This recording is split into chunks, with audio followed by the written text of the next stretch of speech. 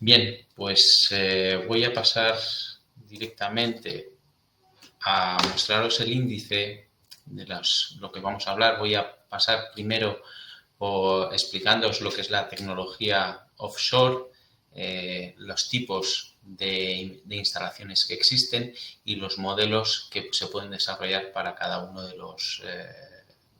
las necesidades que pueda haber en la implementación. Posteriormente os voy a mostrar cómo paso a paso se ha desarrollado el proyecto de Mossad. Es un proyecto que ha sido desarrollado por la ingeniería española SciTech y que ha sido construido por la constructora Ferrovial. Es un prototipo a escala 1:1.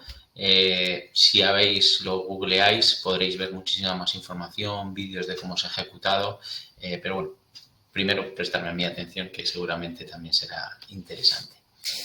Luego, posteriormente, os voy a mostrar en qué hemos participado todo el equipo de Teleca. Nos hemos involucrado en este proyecto tanto mis compañeros de aquí de España como mis compañeros de Portugal, como mis compañeros de I+D de Dinamarca, para poder ofrecer el mejor asesoramiento a SciTech y poder desarrollar las formulaciones de los hormigones ligeros de estas cimentaciones flotantes.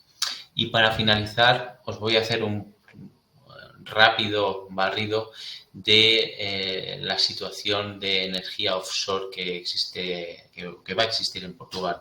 Actualmente tenéis un prototipo funcionando en vuestra costa. Es un prototipo pequeño, pero ya hay un desarrollo y una planificación para poder instalar y poder hacer un desarrollo muchísimo más potente de esta energía en las costas portuguesas. Sin perder muchísimo más tiempo, os quería explicar lo que es la tecnología offshore. Evidentemente, la energía eólica marina es una fuente de energía limpia, renovable, algo que en el tiempo en el cual estamos es muy necesario, y aprovechan las grandes fuerzas del viento que se producen en alta mar. Y una cosa muy importante también es que la fuerza eólica es muchísimo más constante que si hablamos de la fuerza del viento onshore. No tenemos ninguna barrera, con lo cual el rendimiento de estos molinos es muy superior al que se produce en los molinos que tenemos habitualmente en tierra. Bueno, en el vídeo ya estáis viendo algo de esta tecnología, estos parques eólicos que son ya una realidad tanto en Reino Unido como en Estados Unidos y Alemania. Aquí podéis ver una comparativa de los tamaños de ese tipo de turbinas. Esta tecnología que os muestro aquí se implementa en profundidades siempre inferiores a 50 metros, calados inferiores a 50 metros. Y de los primeros parques que se crearon fueron ya en el 2014 en Reino Unido, con unas potencias instaladas de 3,6 megavatios, que en comparación con la tecnología actual en onshore, es decir, en tierra, estamos hablando actualmente que los molinos de mayor tamaño están en unos 170 metros de diámetro, que ofrecen una potencia de 7 megavatios. Esta tecnología ya se ha conseguido y ya se ha superado en offshore con diámetros similares, 174 metros de diámetro rotor. Estamos consiguiendo un 8 o un 10% más de potencia, en torno a 9,5 megavatios. Y el proyecto que está desarrollando con mayor potencia y con mayor diámetro de rotor son 220 metros de diámetro, una potencia instalada de 13 megavatios. Es interesante ver el desarrollo que ha habido en estos últimos 9 años, que hemos pasado de algo menos de 4 megavatios a 13 megavatios. Es decir, el desarrollo de las turbinas está siendo espectacular, y el gran reto es el tamaño de este tipo de molinos. Pensar en instalar este tipo de molinos en En tierra es muy complicado, ya que tendríamos palas de en torno a 110 metros de longitud, que su transporte en camión sería prácticamente inviable, con lo cual tenemos que ir al mar. Esto pues, va a hacer que toda la tecnología de fabricación de estos rotores y de estas palas se tenga que trasladar a zonas próximas a puerto, con lo cual en los próximos años vamos a ver un cambio tecnológico muy importante y unos desarrollos y una inversión muy potente. Y Portugal seguramente será uno de esos países que recibirá estas inversiones. Pero bueno, hemos estado hablando de hasta 50 metros. ¿Qué pasa a partir de 50 metros? Como sabéis, el calado de las profundidades en distancias próximas a costa en península ibérica, tanto en la zona atlántica como en la zona cantábrica y en parte de la zona mediterránea, estamos en profundidades muy superiores. A 30 o 40 kilómetros estamos en calados de casi 200 metros. Esta tecnología sería imposible de implementar. Hay otra tecnología que es la tecnología flotante. Aquí os estoy mostrando cuatro tipologías distintas en las cuales podemos ver pues, las distintas configuraciones que pueden soportar estos molinos eólicos. Las dimensiones de estos molinos eólicos ya van a estar prácticamente en esos 220 metros de diámetros de rotor. Todavía no hay ningún parque eólico producido de una manera industrial. Estamos todavía en la fase de prototipos a escala un poquito menor. El prototipo que se ha fabricado en Bilbao, el Demosat por Seitec, tiene un rotor de 96 metros de diámetro, pero ya tenemos diseños para albergar estos molinos de muchísimo mayor diámetro. En cuanto a los materiales, que no es una cuestión trivial, este tipo de flotadores se pueden construir principalmente de tres materiales: de acero, de hormigón o de hormigón ligero. Cada uno tiene unas ventajas y unas desventajas, y cada uno, en función de dónde se vaya a fabricar, puede tener más ventajas, principalmente desde el punto de vista de sostenibilidad y desde el punto de vista de sencillez de fabricación, que en otros. Por ejemplo, en Portugal, que no existe una industria muy potente de fabricación de barcos, de astilleros, la tecnología para fabricar estas plataformas flotantes hace pensar que puede ser tanto hormigón como hormigón ligero las bases que se van a utilizar. En zonas quizás más próximas al mar Cantábrico, incluso en Asturias, que también hay proyectos para desarrollo en esta zona, quizás el acero pueda ser una alternativa. Y esta misma problemática se puede dar tanto en Reino Unido, en zonas de Francia Norte, que también hay proyectos para desarrollo, y igual en Italia. Entonces, es una tecnología que está creciendo y que todavía necesita un cierto periodo de maduración para seleccionar el tipo de materiales para su construcción. Entrando ya en el prototipo Demosat, es un prototipo que se lleva gestando desde hace bastantes años. Como os podéis imaginar, un prototipo de estas características y que requiere una inversión tan potente, requiere de muchísimo desarrollo tecnológico y requiere de muchísima planificación y, evidentemente, de generación de prototipos. Estos prototipos pequeños, a muy pequeña escala, han sido totalmente ensayados en laboratorios. Concretamente ha sido en el Instituto de Hidráulica Ambiental, que se encuentra en la Universidad de Cantabria, en España, donde se puede modelizar cualquier situación que se puede dar en el mar. Como vemos, el prototipo pues está compuesto por dos flotadores y una plancha o una losa inferior que va a estabilizar, si vemos la vista por debajo, va a estabilizar el movimiento. La geometría de este tipo de molinos es muy importante, como podéis imaginaros, principalmente para poder obtener el mayor rendimiento de la turbina. Esta turbina tiene que estar posicionada incluso con el movimiento del agua para ofrecer el mayor rendimiento.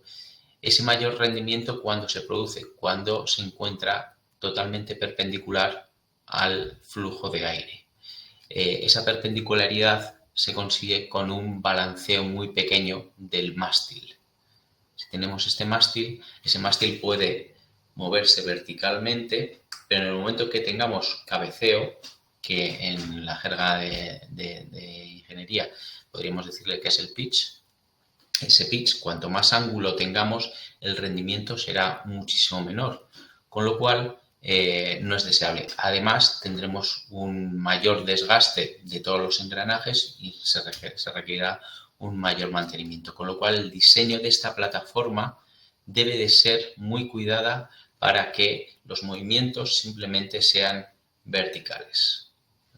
Además, esta tecnología tiene un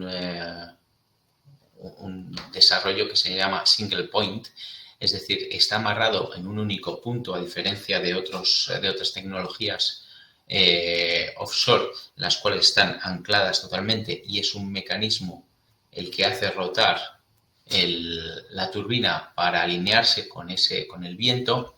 En este caso no, en este caso ese single point hace que todo el flotador se mueva sin ningún tipo de accionamiento mecánico, simplemente por la acción del viento, se posiciona de manera automática, con lo cual es una tecnología que no va a requerir absolutamente nada de mantenimiento. Y en este tipo de industria el mantenimiento hace que eleven o disminuyan los costes de explotación. También es importante cuidarlo. Aquí veis el movimiento de este prototipo. Estas olas que a nosotros a priori nos parecerían unas olas muy pequeñas, si lo contemplamos a escala son olas de en torno a 5 o 6 metros, con lo cual, pues bueno, es muy sencillo entender. Os voy a volver a poner el vídeo, que ese movimiento, si veis, es prácticamente vertical, ¿vale? Y no hay movimientos de cabeceo, que es lo que no se desea. Tras estos primeros ensayos, estos primeros prototipos, se pasó a un prototipo a una mayor escala para poder ponerlo en el mar. Estamos hablando de una escala 1.6, fabricado en este caso totalmente en acero y totalmente monitorizado para tener absolutamente todos los datos necesarios para verificar que las modelizaciones arrojaban los valores de lo que realmente estaba pasando. Se instaló una turbina de 30 kilovatios que generaba electricidad y se suministraba a la red eléctrica de Bilbao. Esta plataforma se instaló en el BIMEP, que es un espacio reservado para el desarrollo y la investigación de tecnologías de generación de energía en la costa de Bilbao.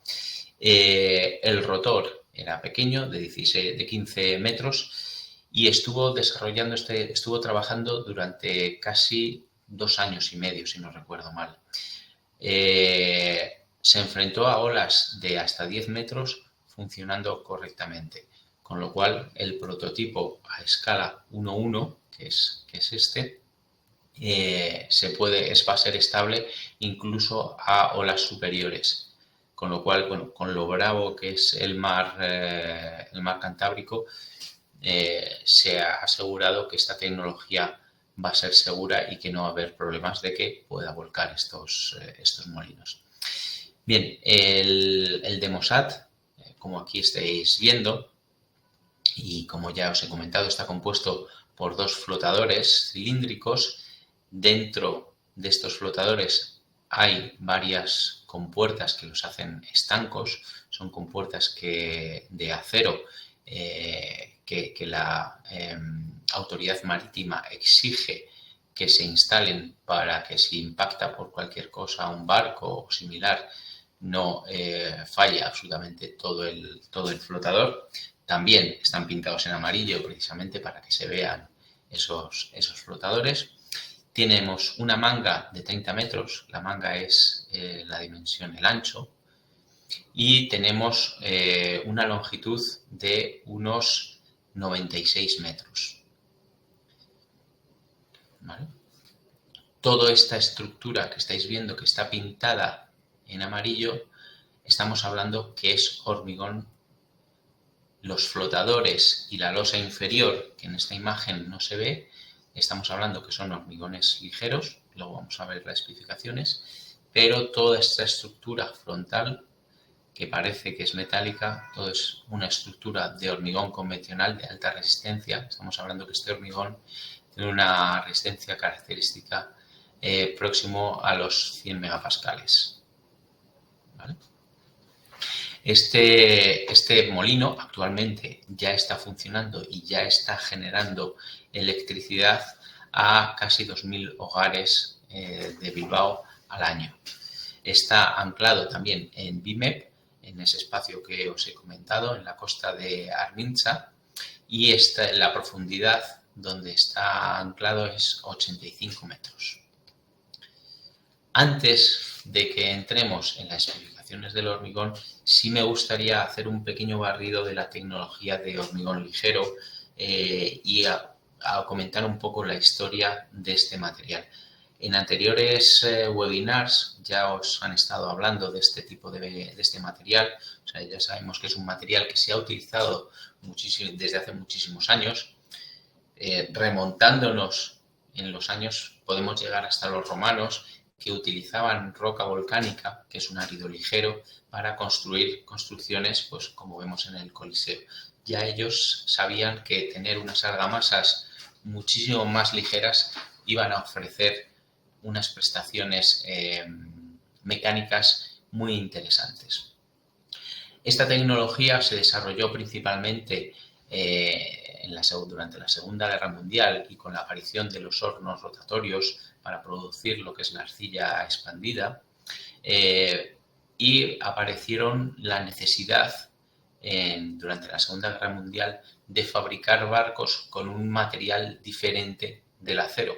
¿Por qué? Porque el acero estaba destinado a construcción de material bélico, de armamento. Se desarrollaron al principio se desarrollaron 24 barcos de hormigón ligero para transporte tanto de petróleo como de otros productos. Finalmente solo se ejecutaron 12 barcos y uno de ellos es el que os he recogido aquí en las imágenes, que es el SS Selma. Este se encuentra varado en la bahía de Galveston y bueno, como veis, pues ya está varado desde hace casi 100 años y el aspecto del hormigón, pese a estar en un ambiente muy corrosivo como es el mar, pues podéis ver que todavía podemos distinguir ese perfil.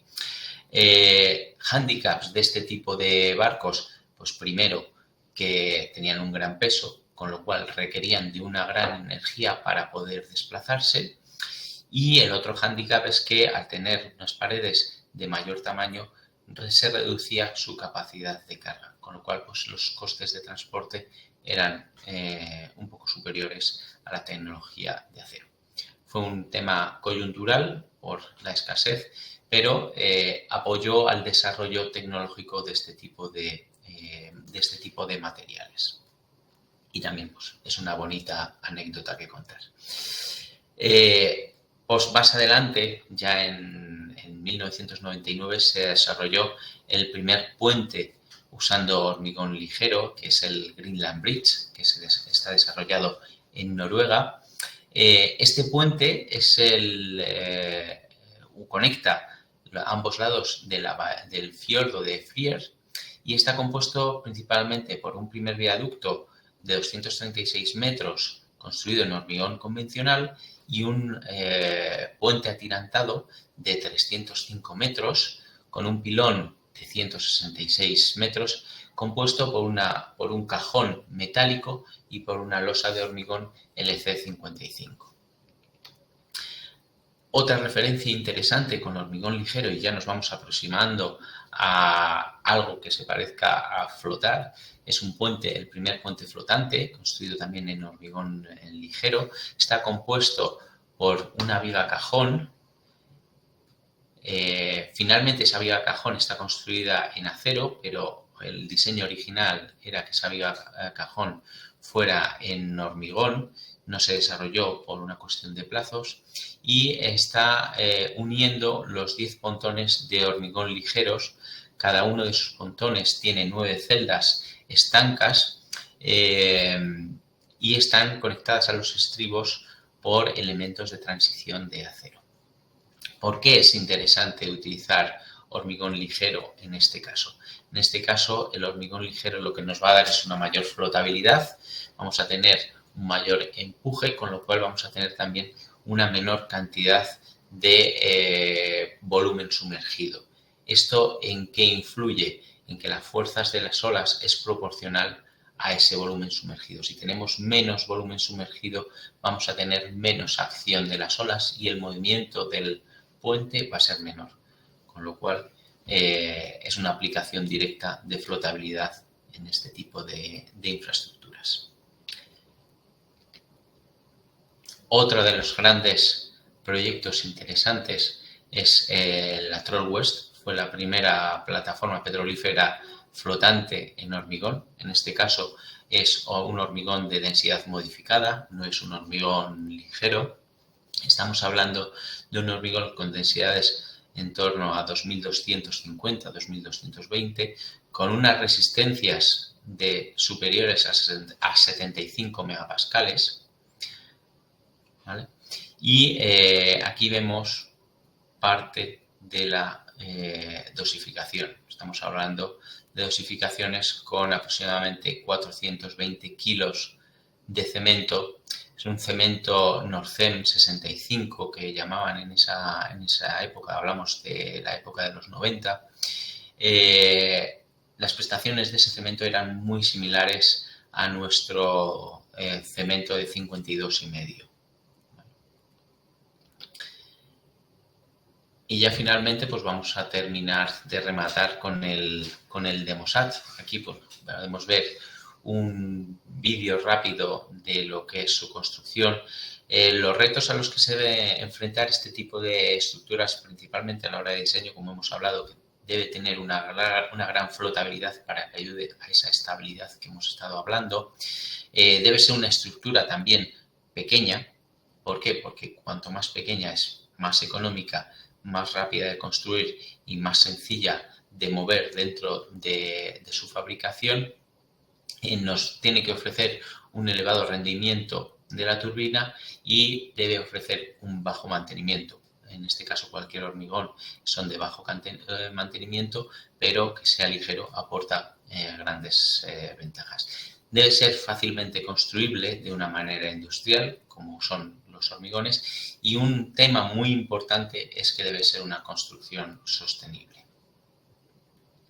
Como veis, pues bueno, las imágenes son muy interesantes. Ver ese molino eólico que ya está totalmente montado. Este molino se ejecutó por partes en el puerto. Aquí podemos ver algunas de esas partes que conforman esos flotadores. La tipología de construcción fue mediante trepas. Esta tecnología también, o este tipo de material, el hormigón ligero, es compatible con encofrado de deslizantes, con lo cual se puede construir de una manera similar a los cajones en otros desarrollos que existen actualmente. Y durante su construcción, que las piezas sean ligeras también es una gran ventaja. Poder manipular esas piezas de una manera cómoda, de una manera más sencilla, que requiera unos equipos de movimiento más livianos, donde estamos hablando de reducciones de peso de en torno a un 30%. Imaginaos el peso de estas piezas para su manipulación y para su movimiento. Posteriormente, esas piezas se ensamblan y se hace un postesado. Ese postesado también va a requerir una elevada resistencia de ese hormigón ligero en el cual están construidas las piezas. Bueno, y Ya entramos directamente en lo que nosotros hemos participado y hemos colaborado, además de ayudar en la parte de diseño, es en el desarrollo de la dosificación de este tipo de hormigón. Estábamos hablando de hormigones que requieren una resistencia característica de 50 megapascales. Estamos hablando de hormigones de alta resistencia. Hablamos de una densidad bastante inferior a los 2000 kilos por metro cúbico, que realmente el balance densidad-resistencia es muy interesante. El tipo de cemento, como os podéis imaginar, en ambiente marino es tipo ESR y además se requería una elevada impermeabilidad que se aportó introduciendo humo de sílice en esa dosificación. Finalmente, los ensayos que se hicieron para este tipo de hormigón lo clasificaban prácticamente como impermeable, con muy poquita penetración. Es importante principalmente por dos factores. El primer factor, debe ser impermeable para que la acción de la sal no penetre a las armaduras y pueda producirse una degradación por corrosión. Y en segundo lugar, para que la densidad de la masa, para que el flotador no cambie sus especificaciones de peso, lo cual puede afectar al comportamiento hidráulico y a los movimientos que pueda ofrecer pues, al cabo de 5 o 8 años. Con lo cual era fundamental que fuera lo más impermeable posible. Otro de los retos fue la bombeabilidad de este hormigón. Curiosamente, los ensayos que se hicieron desde el primer día funcionaron correctamente y eso hace indicar que se hizo una buena tarea de trabajo desde que se empezó a trabajar en la dosificación, teniendo como objetivo unos conos muy bajos, prácticamente un hormigón fluido. Adicionalmente, pues como otros hormigones, nos aportó una gran resistencia inicial. Estamos hablando de un 90% de la resistencia característica a 7 días. ¿Vale? Eso favorece a que podamos ir muchísimo más rápido en el desarrollo de la construcción. Y pasando ya para el último punto, no quería dejar pasar la oportunidad de daros un breve brochazo de lo que va a ser el mercado offshore en Portugal. El año pasado se dio un gran paso por parte de las autoridades portuguesas cambiando la energía de 3-4 gigavatios de energía offshore para el mix energético del país hasta 10 gigavatios en 2030, dentro de 7 años. Esto se aprobó en el Consejo de Ministros y en 2019 se aprobó el Plan de Espacios Marino. En el 2022 se creó un grupo de trabajo para definir cuáles van a ser las zonas donde se van a desarrollar estos centros de explotación, estas plantas de explotación. Y si queréis ver algo más de ese relatorio final, bueno, en esta página web podéis descargaroslo. Las zonas donde finalmente se ha seleccionado que se va a implementar la energía eólica offshore es en la costa de Viana do Castelo, donde encontraremos dos zonas donde se ubicarán parques eólicos. ¿Vale? Otra en Leixões, donde tendremos un único plot. Y 4 plots, aquí 1, 2, 3 y 4, en Figueira da Foz. Estos son los puntos donde los expertos han indicado que son los más interesantes para la instalación de estos molinos. ¿Cuáles son las características y las especificaciones de los parques que se van a instalar? Bueno, en Viana do Castelo se van a instalar 1 gigavatios. Las profundidades en las cuales se van a instalar están entre 75 y 150 metros, con lo cual vamos a tener que ir a tecnología offshore flotante. Y las distancias están entre 19 y 34 kilómetros. Es decir, de aquí a aquí tenemos esos 19 y 34 kilómetros. En Leixões tendremos un único plot, con medio gigavatio, 500 megavatios, y tendremos unas profundidades de entre 100 y 200 metros a una distancia de 38 a 50 kilómetros. Y finalmente en Figueira da Foz habrá 4 plots donde se implementarán distintos números de molinos eólicos hasta alcanzar los 2 gigavatios a una profundidad de entre 100 y 200 metros y a una distancia de entre 35 y 56 kilómetros. Esto en papel es muy sencillo, pero el desarrollo de esta industria va a requerir unas elevadas inversiones. Para que os podáis hacer idea del trabajo que se requiere para desarrollar estas estructuras, he planteado este pequeño gráfico donde recoge pues, bueno, todo el flujo de necesidades para llegar a construir un espacio pues, con 20, 30, 40 molinos eólicos. No estamos hablando de 1 o 2, estamos hablando de un número importante. Entonces tendremos que tener una zona donde estaremos fabricando los flotadores, que podría ser perfectamente esta. Tendríamos otra zona donde tendríamos que ensamblar todos esos flotadores que hemos construido inicialmente, transportarlos a una zona de almacenaje que estarán flotando y luego otro espacio donde tendremos que ir montando tanto el mástil como la turbina y las palas.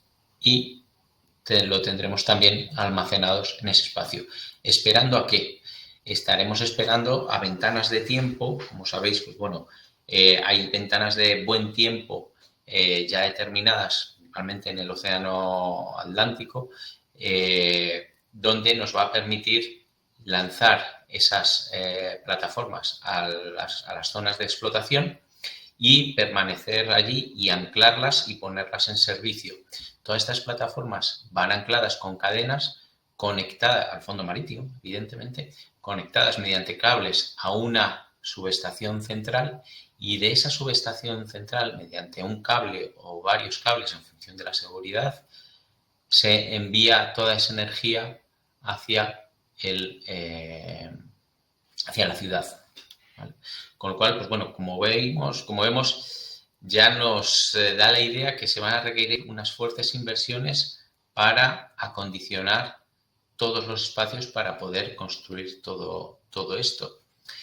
Los requerimientos para la construcción, cada una de estas tecnologías, pues bueno, están recogidos aquí las necesidades que vamos a necesitar, canales de ancho entre 150 y 200, drafts, capacidades portantes de las zonas donde vamos a fabricar estas plataformas. O sea, hay unos requerimientos ingenieriles muy importantes.